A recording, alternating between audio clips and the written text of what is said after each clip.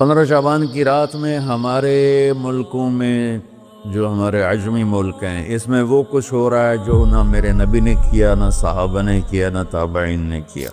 عجیب و غریب عبادات گھڑ لی ہیں، عجیب و غریب اس کے اعمال بنا لیے ہیں اپنی طرف سے۔ میرے نبی نے اس رات کی فضیلت بتائی، عمل کوئی نہیں بتایا، اور کچھ علماء نے اس کے رد میں اس کا اتنا انکار کیا ہے کہ اس رات کی کوئی فضیلت ہے ہی نہیں۔ یہ بھی ٹھیک نہیں۔ اس رات کی فضیلت میں جتنی احادیث ہیں وہ ضعیف ہیں، اور حدیث پاک میں آتا ہے کہ اللہ تعالیٰ اس رات میں ساری دنیا کے لوگوں کی بخشش فرماتا ہے سوائے 5 آدمیوں کی۔ 5 کے سوا سب اہل ایمان کی بخشش ہو جاتی۔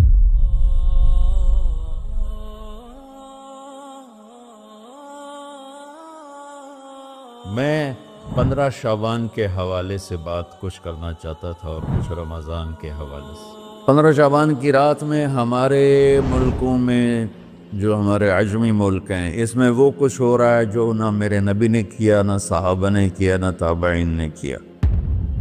عجیب و غریب عبادات گھڑ لی ہیں، عجیب و غریب اس کے اعمال بنا لیے ہیں اپنی طرف سے، اور مسجدیں بھری ہوتی ہیں اور روشنیاں لگی ہوتی ہیں اور آتش بازی ہو رہی ہوتی ہے۔ میرے نبی نے اس رات کی فضیلت بتائی، عمل کوئی نہیں بتایا۔ جیسے یہاں کوئی صلاۃ تسبیح کی جماعت کرا رہے ہوتے ہیں، کوئی اجتماعی تہجد پڑھ رہے ہوتے ہیں، کوئی دیگیں چڑھا رہے ہوتے ہیں، کوئی آتش بازی کر رہے ہوتے ہیں، تو وہ اس میں اتنا غلو ہو گیا ہے کہ یہ بھی ٹھیک نہیں۔ اور کچھ علماء نے اس کے رد میں اس کا اتنا انکار کیا ہے کہ اس رات کی کوئی فضیلت ہے ہی نہیں۔ یہ بھی ٹھیک نہیں۔ اس میچ کا راستہ، اس رات کی فضیلت میں جتنی احادیث ہیں وہ ضعیف ہیں، لیکن اتنی کثرت سے ہیں کہ ان سب کا مل کر جمع ہو کر کم از کم وہ حسن لغیر ہی تک تو پہنچ جاتی ہیں۔ اور ابن عثیمین رحمۃ اللہ علیہ نے بھی یہ لکھا ہے کہ زیادہ سے زیادہ ان احادیث کے مجموعے سے، چونکہ اگرچہ ضعیف ہیں لیکن کافی زیادہ ہیں، تو وہ حسن لغیر ہی تک پہنچ جاتی۔ تو حسن لغیر ہی سے کوئی عمل ثابت نہیں ہوتا، عمل ثابت ہوتا ہے صحیح حدیث کے سے۔ ایک احادیث کی کثرت سے روایات اور ایک امت کا عمل، کہ امت کا بہت بڑا طبقہ صدیوں سے اس رات کا اہتمام کر رہا ہے، لیکن کچھ عرصہ پہلے تک اہتمام تھا دن میں روزہ رکھنا، رات کو کوئی نوافل پڑھ لینا، کوئی 2 چا زیادہ پڑھ لینا، لیکن اب یہ ڈھول تماشے جو اب شروع ہوا ہے اس کا تو کوئی وجود ہی کوئی نہیں ہے۔ تو اس رات کو اللہ تعالیٰ نے مبارک بنایا، اور حدیث پاک میں آتا ہے کہ اللہ تعالیٰ اس رات میں ساری دنیا کے لوگوں کی بخشش فرماتا ہے سوائے 5 آدمیوں کی۔ 5 کے سوا سب اہل ایمان کی بخشش ہو جاتی۔ مشرک، المشرک پہلا مشرک، دوسرا مشاحن۔ مشاحن کیسے کہتے ہیں؟ دل میں بغض رکھنے والا، کینہ رکھنے والا۔ تیسرا مسبل ازارہ، اپنے پاجامے شلوار چادر کو ٹخنوں سے نیچے تک لے جانے والا، لیکن ایک شرط کے ساتھ کہ وہ تکبر کی وجہ سے، سستی کی وجہ سے ہے، غفلت کی وجہ سے ہے۔ چونکہ جب آپ نے ایک مرتبہ اس کے بارے میں بات کی تو حضرت ابوبکر صدیق نے کہا یا رسول اللہ، میری چادر، عرب چادر باندھتے تھے جیسے ہمارے پنجاب کا لباس چادر تھا، اب وہ کم ہو گیا۔ ہماری تو بزرگ عورتیں بھی اور مرد بھی سب چادر باندھتے تھے، شلوار تو کسی کو پتہ ہی نہیں ہوتا تھا ہمارے بچپن میں۔ یہ تو پھر آہستہ آہستہ جب تعلیم آئی تو شلوار دیہاتوں میں بھی اور شہروں میں عام ہو گئی۔ تو اگر وہ اس لیے لٹکا رہا ہے کہ طبیعت میں تکبر ہے، پھر اس وعید کا وہ حقدار ہے۔ اگر ویسے اس کی نیچے جا رہی ہے تو میرا مالک ایسا، وہ تو ہے ہی رحیم و کریم، ہے ہی رحیم و کریم، ہے ہی رحیم و کریم، صرف شلوار نیچے لٹکانے سے وہ اتنی شدید سزا دے۔ اگر اس کے پیچھے تکبر ہے، پھر ہے، یہ تکبر نہیں ہے تو انشاءاللہ وہ اس سے محفوظ ہوگا۔ تو اپنی چادر کو لٹکانے والا، لیکن بشرط تکبر۔ کتنے ہو گئے؟ 3۔ عاق لوالدیہ، ماں باپ کا نافرمان۔ نافرمان ایسا کہ دکھ دینے والا۔ چھوٹی موٹی اونچ نیچ تو ہر بچے سے ہو جاتی ہے، جن نے والدین کو ٹکڑے ٹکڑے کر دیا ہو اور ان کو دکھ دے دے دے دے کے ان کا سینہ چیر دیا ہو، چونکہ عاق کہتے ہیں پرزے پرزے کرنا کسی چیز کا، تو اپنے دکھ دے کر اپنی بدتمیزی کے ساتھ اس نے ماں باپ کا دل زخمی کر دیا ہو، ایک یہ نہیں معاف ہوتا۔ 5واں مدمن خمر، مسلسل شراب پینے والا، مستقل جو شراب کا عادی ہو۔ ان 5 کو مؤخر کر دیا جاتا ہے۔ معافی نہیں ہونے کا مطلب یہ نہیں کہ اللہ تعالیٰ کبھی معاف نہیں کرے گا۔ معافی نہ ہونے کا مطلب یہ ہے کہ یہ 5 ایسے گناہ ہیں کہ اس کی وجہ سے بخشش رک جاتی ہے۔ اگر وہ شرک سے نکل آئے، وہ کینہ سے نکل آئے، وہ تکبر سے نکل آئے، وہ والدین کی نافرمانی سے نکل آئے، شراب چھوڑ دے، تو ان کی بھی بخشش ہو جاتی۔ جب کوئی توبہ کرے گا فوراً بخشش ہو جائے گی۔ نہ 15 شعبان کی ضرورت ہے، نہ لیلۃ القدر کی ضرورت ہے، نہ بیت اللہ جانے کے ساتھ توبہ کی شرط ہے۔ جہاں بھی وہ بیٹھ کے توبہ کرے گا، جس لمحے میں کرے گا، اسی وقت اس کی توبہ قبول ہوگی اور اللہ اس کے پچھلے سارے گناہوں کو معاف فرما دے۔ دن کا روزہ، رات کا قیام، زیادہ قیام سے مراد نوافل ہیں، کوئی گھر میں پڑھ لے، کوئی مسجد میں پڑھ لے۔ نوافل، نفلی عبادات گھر میں ہی افضل ہوتی ہیں۔ میرے نبی سنتیں ہمیشہ گھر سے پڑھ کے آتے تھے۔ تہجد اپنے گھر میں پڑھتے تھے، مسجد میں نہیں پڑھتے تھے، سوائے اعتکاف کے۔ آپ اپنے نوافل سنتیں سب گھر میں پڑھتے تھے اور مسجد میں صرف فرض آ کے ادا فرماتے تھے، اور اس کے بعد بیٹھنا ہوتا تھا تو بیٹھ جاتے تھے، اٹھنا ہوتا تھا تو اٹھ جاتے تھے۔ تو اعتدال اللہ کو ہر چیز میں پسند ہے۔ دنیا جو مختصر ہے اس میں کیسے پسند نہیں ہوگا؟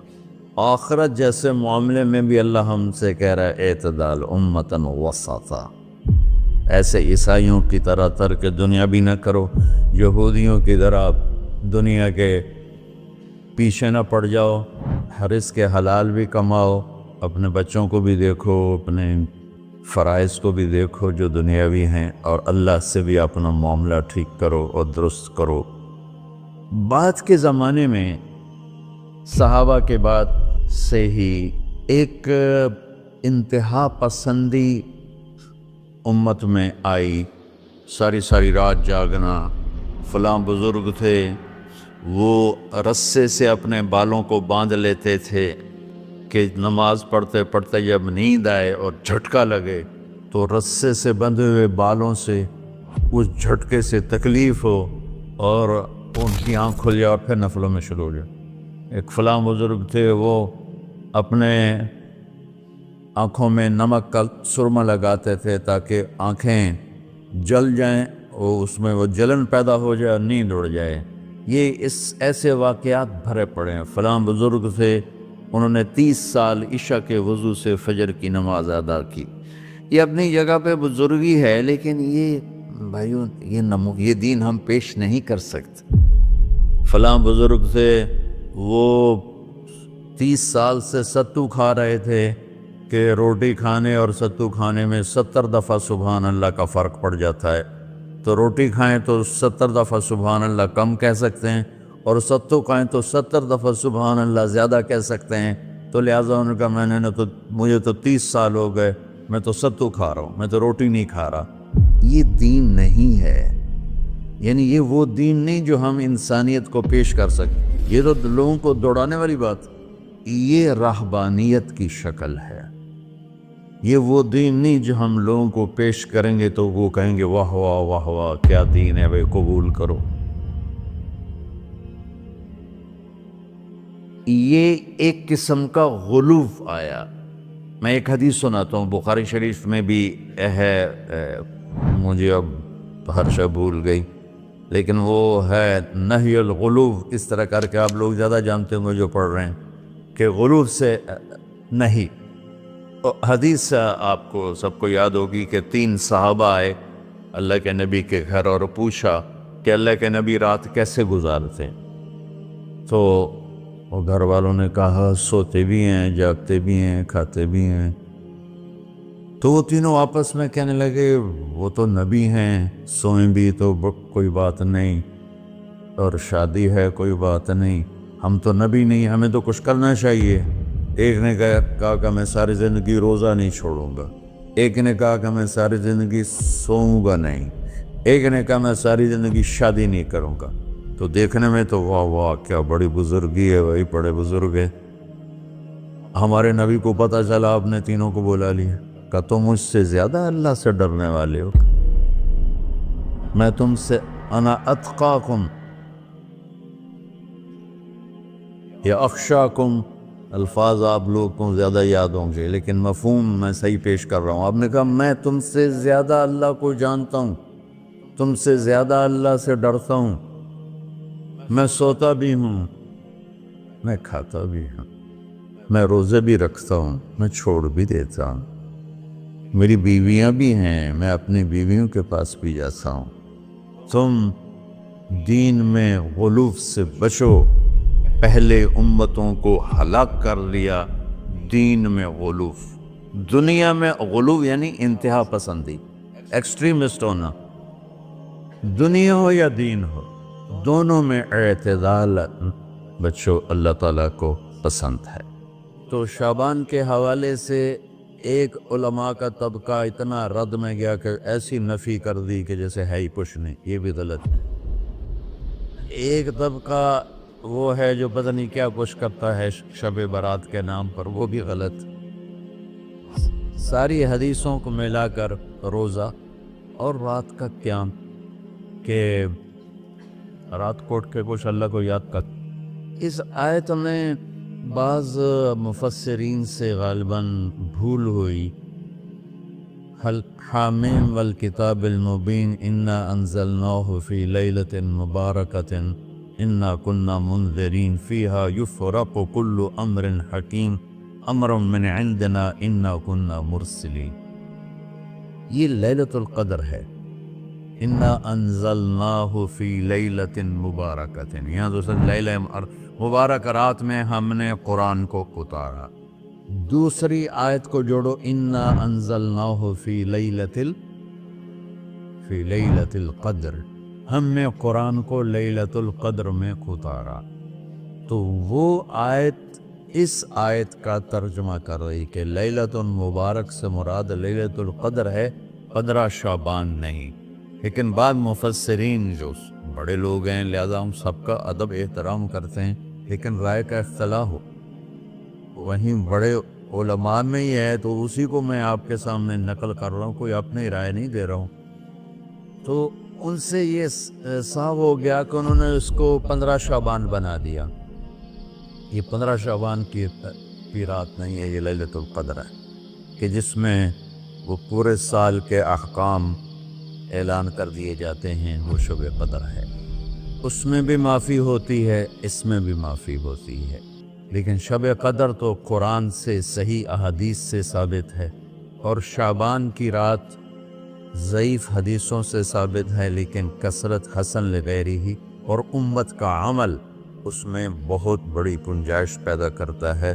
تو جو بچہ روزہ رکھنا چاہے ضرور رکھے، جو رات کو اٹھنا چاہے ضرور اٹھے، لیکن وہ اتنا نہ اٹھے کہ صبح سبق میں سویا پڑاؤ۔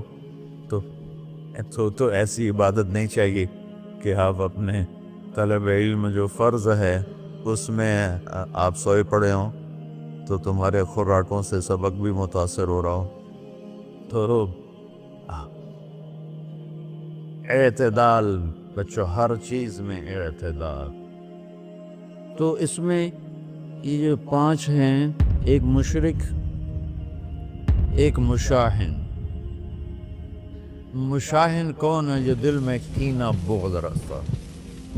اب میں کہاں سے آنسو لاؤں اس بات پر رونے کے لیے کہ ایک تو دنیا داروں کا بغض کینہ ہے آپس کی لڑائیوں سے، لیکن یہ جو دیندار ایک دوسرے سے بغض، اس قدر بغض رکھتے ہیں کہ کافر بنائے بیٹھے ہیں، دوسرے کو سلام کا جواب نہیں دیتے، جنازے میں نہیں شریک ہوتے۔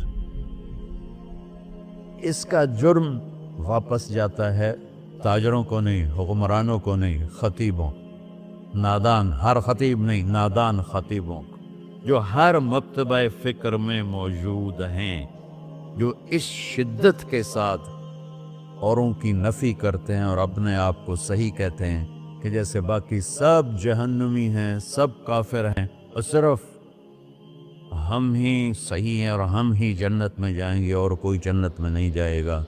تو جو کہ اس میڈیا کے ذریعے سے بہت سی امت سن رہی ہے، تو میں دیکھو بچوں ہاتھ جوڑتا ہوں اللہ کے واسطے، دین پیش کرنا، کافر کافر کے نعرے مت لگانا، اور یہ کافر وہ کافر، یہ کافر وہ کافر۔ اللہ بڑا کریم۔